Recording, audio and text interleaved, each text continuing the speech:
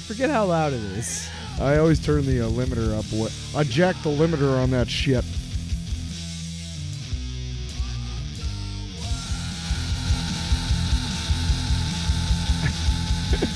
Ow, my ears. That's really loud. What are you guys doing down there in that basement? We're beating each other up because we're men. I thought you were going to go a different route with the beat. We're beating each other up because we're men. Well, there goes our sponsorship. Oh, we're not supposed to say that? Sorry, everybody. So, So this week, Tyler broke the rules. I decided to get a DC book. Get the book they give me.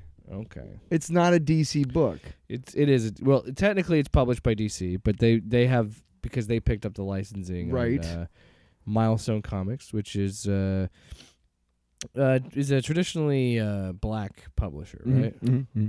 I've never read anything from them. I remember when I've heard of the name before. Right. There was like 4. There was Icon Hardware. There was there was like 2 other characters, or maybe there was another character in a super team. But there was 4 books in the Milestone original run, and I remember when they came out. But I was already out of comic books by that point. I wasn't reading comic books regularly. Yeah, and this came out, and then because it says it's 30th, so must have been 93. 93. But the idea at the time was that there was no, there weren't anybody telling black stories in comics, and that's, I mean, yeah, it's true. I mean, there wasn't. There's a lot more. I don't know if there's more independence now than there was. I'm sure like the 90s and the secondary market explosion and collapse probably contributed to that, to more independence being out. But I think there's a lot more. What fuckfaces don't understand about representation is that, again, if you're white, you haven't had to worry about representation because everything you see is you. Yeah, which is what we just talked about, yeah. And the point of like a book like this and an imprint like this, like Milestone, was exactly, they fucking said it. They said, hey, you know what I don't like? I don't like how I grew up and there weren't any black kids in the comics that I read. None of the heroes were black. That's what they said. Why wouldn't you just listen to what they said? Also, so that's why, it is important for a little girl to walk into a store. You're a little black girl. You walk into a store and you see a wall of white Barbies. Or you see a wall and half of it is like, like half is, or like a portion is white and a portion is like Latina and a portion is like black and a portion is Asian. Don't you feel like, oh, cool.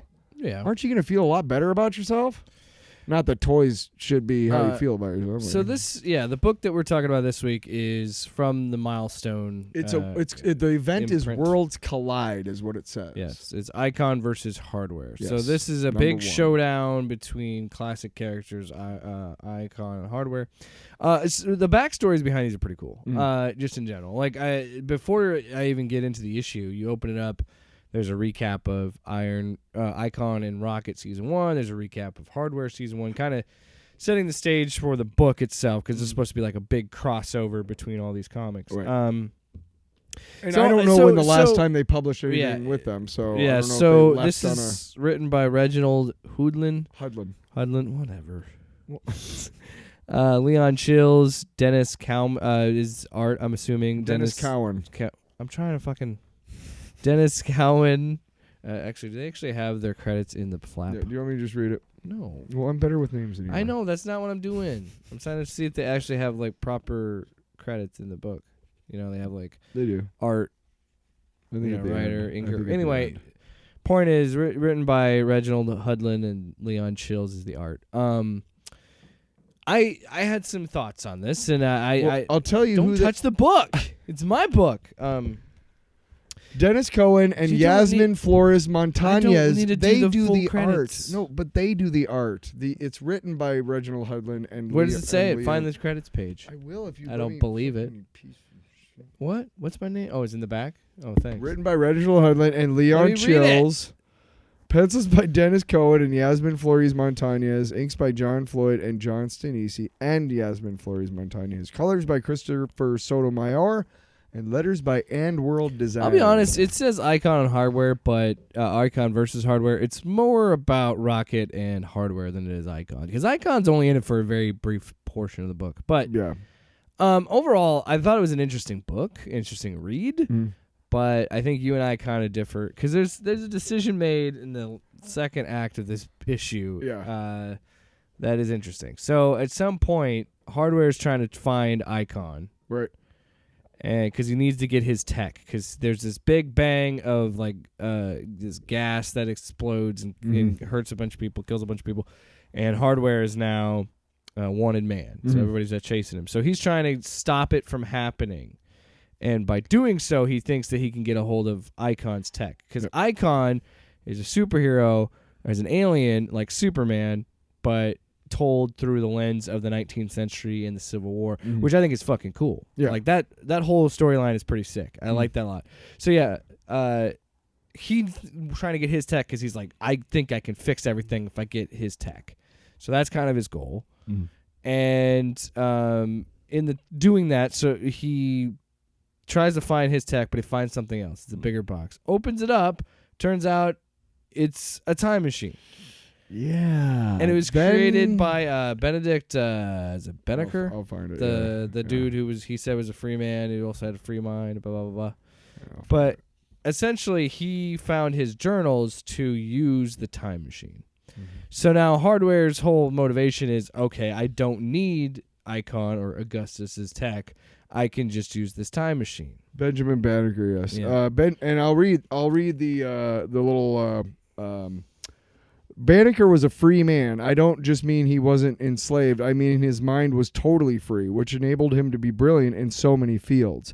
He was an astronomer, a clockmaker, a philosopher, and a surveyor who helped lay out what would become the District of Columbia.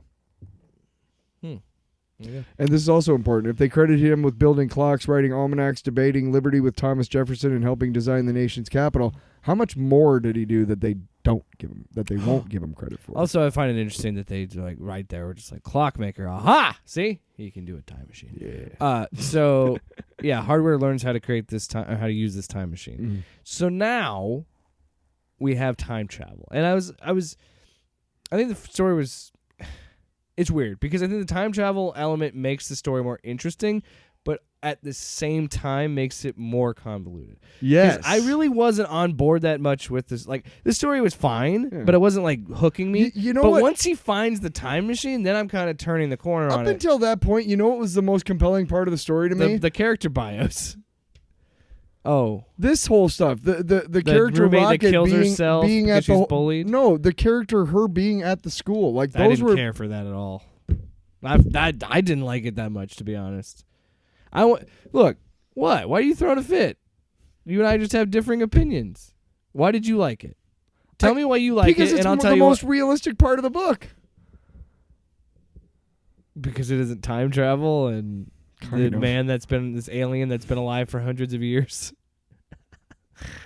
I guess it more represents like the world that we live in and everything than because there's certain parts of this universe in this world that are different from ours. I think I think the rocket stuff works well enough. I think it's good, but I don't know. To be honest, I was the most invested in Hardware. I was more interested in his story than anybody else's, and again, I think that's just because I spent more time with him. But it is interesting that it is paralleling Rocket's story in a way. You know what I mean? Because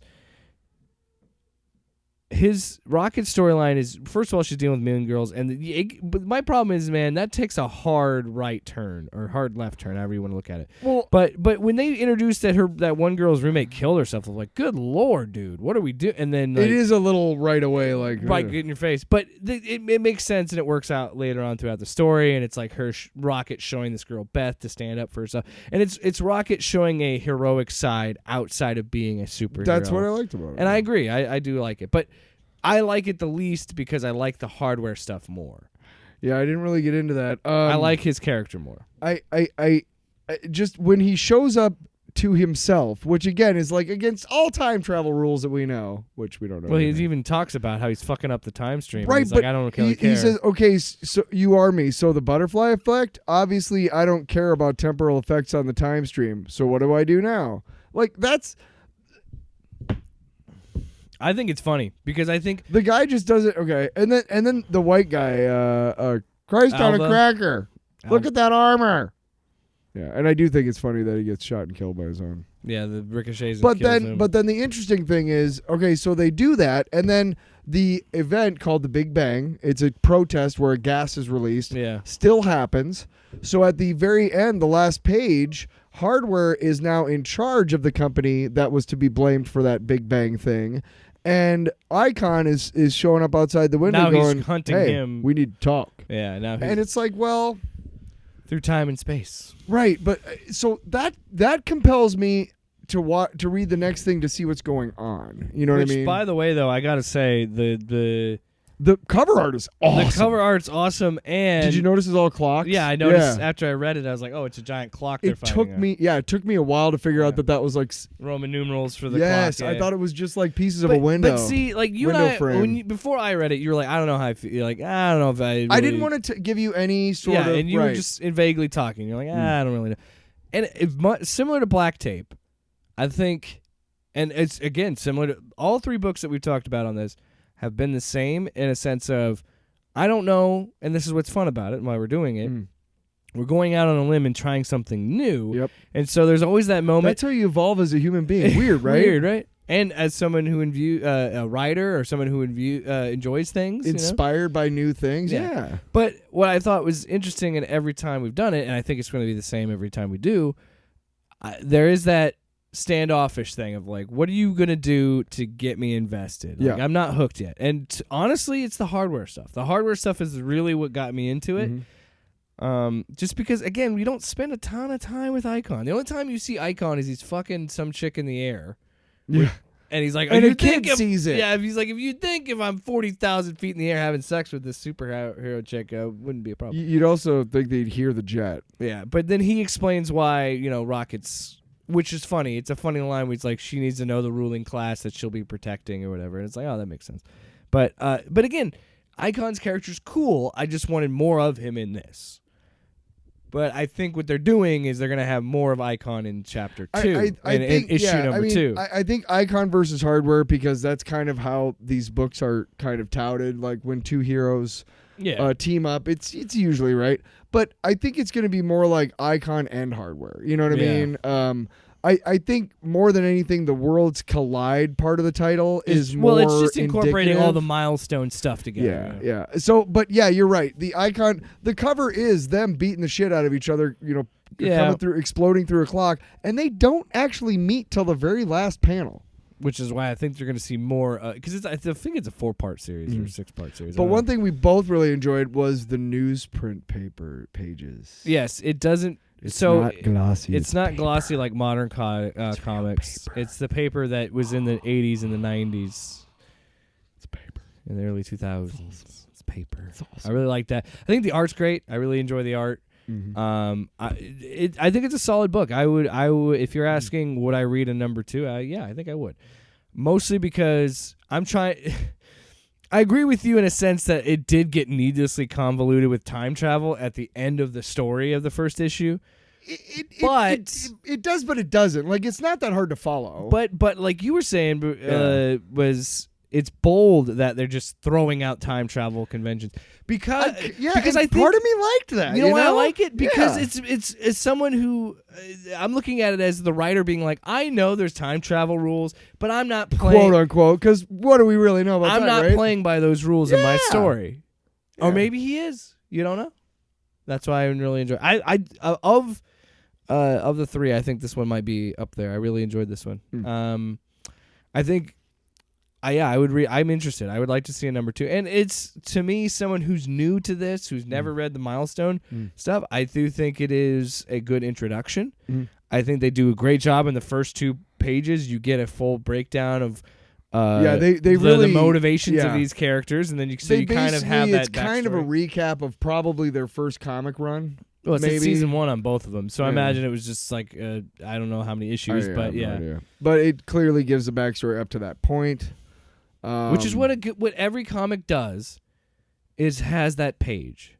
We made jokes about, or we talked about, the Stan Lee, it's everybody's first comic, and how that's a little bit different with like TV and stuff. Right. But yeah, you can still do that nowadays, and a lot of comics still do. Like when you open up the Punisher, like you were talking about Jason Aaron's Punisher, there's this huge thing of like, who's Frank Castle, and then it's like, okay, now here's this what's going version on of in- Frank Castle. Well, it's- you know what I mean? It's this writer's like storyline. Marvel does it in the front, and I think DC does it more in the back. I don't know if they do it at all, actually, but they Marvel pretty much every book, they have the first page of the book is like the credits, and then at the top there's a blurb that's always the same, like the Avengers. They combine to fight the forces that no singular Earth could, Fantastic Four, Mr. Fantastic thing, they have the same stuff up at the top, and then they have another thing that's like, this is what's going on now that you're about to read. So you're not like, what the fuck? How did you feel about Hardware's first decision to test the time travel to go back to find out why his dad left? I thought that was a little weird. As somebody who has a strained relationship with my father, I think it's interesting, and who knows if, my dad didn't leave. He did, but after I was gone too. The reason I say it's weird is because I just feel like it's a cliched trope in comics where the hero has to have a damaged past to be a hero. And it's just a trope. Like, I don't hate it. I don't think it's bad. It's just a trope. The thing is, though, that he does end up talking to his dad, like, but that's at a what's bar different. Yes, he convinces his dad to stay or at least be there for his kid, because his dad's like, no, fuck it. Which I'm again, out. Okay, look, I am all about flouting the fucking rules of time travel. I'm all about going against the grain when it comes to writing stories and stuff. But how are you going to, how can you not say, unless you're talking about a different? I'm sure it will later on in the story. Has been created at that point, because there's got to be in the next couple issues. Aren't you different automatically when you tell your dad to stay? Well, that automatically changes your world and your timeline. That was his plan. His plan was to go back and talk to his dad and try and reestablish a relationship with his dad. Okay. So Alva wouldn't have a hold over him. Because he's like, if I do this, maybe Alva doesn't have as big an impact on me, and maybe I develop more of a backbone to this. That was his justification for it. I missed that part. But it's a good book, and I don't know if I would go for number 2. I do want to find out why everything got so switched around, and I want to find out if Rocket ends up kicking the shit out of that Bethany. Or maybe the bully is a superpower too. We don't know. Oh, also, dude, Hardware's design is sick. I like his costume. What do you think of Hardware's look? I think it's interesting. Well, what do you think of both of them, Icon and Hardware? Huh? Icon and Hardware. What do you think? I think the symbol on Icon's chest is probably the world he's from or something. I don't know.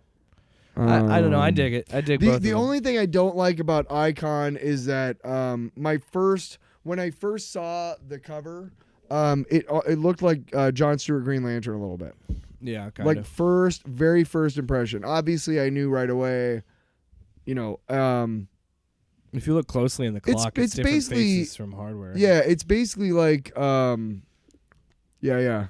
Anyway, it looks good. I would give it a shot at number 2. Tyler, maybe not so much, but that's why we're different. I want to find out why everything went so crazy. Yeah, it was good. It was a good find, Tyler. And you know what? To be really honest, again, I like it when writers break the rules. So. Yeah.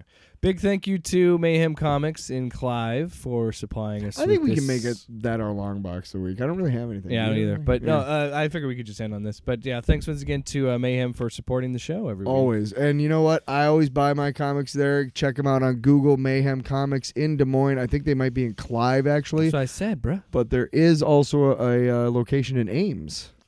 I didn't know that. I drove up there to get one of the issues of the Dark Knight. What was that? What was that thing that was in the future, Batman?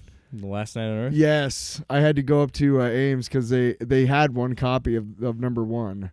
And I had number 2, but I didn't want to read it till I had number 1. Oh, yeah. Oh, that's such that makes a cool sense. story. Otherwise, you're such reading out of context. Well, you want those type of stories. You want to read from the beginning. You don't want to be like, "Hey, I'm jumping into the second part of this 3-part series. I'm going to jump into episode 6 of Legion Tyler, and be completely gird your loins." Oh wow! My loins are ouch.